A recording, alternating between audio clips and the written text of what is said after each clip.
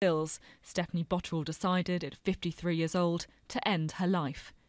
In a suicide letter to her son, she said, "Don't blame yourself for me ending my life. It's my life. The only people to blame are the government."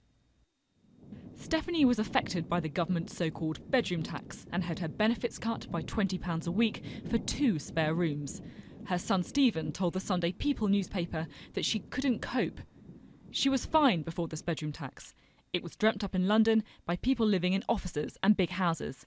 They have no idea the effect it has on people like my mum. Local councillor David Jamieson knows the family. This poor lady, Stephanie, she, because her daughter had moved out, she was facing what's called the bedroom tax at 25% of her rent.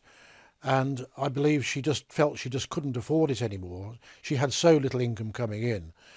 She was paying it, but had nothing left to live on. Downing Street aren't commenting on what they say is a personal matter, but this death will inevitably lead to calls for the so-called bedroom tax to be scrapped. Now, the government has already made some concessions, exempting armed forces personnel and also foster carers from the policy.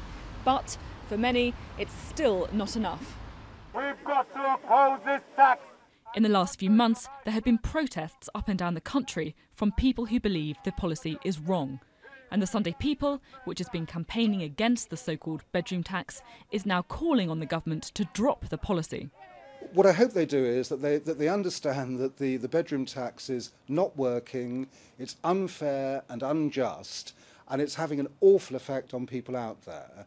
And what I'd hope they would do now is they would suspend it, they would review it, and then they would replace it. Now the pressure's on this man, Welfare Secretary Ian Duncan-Smith.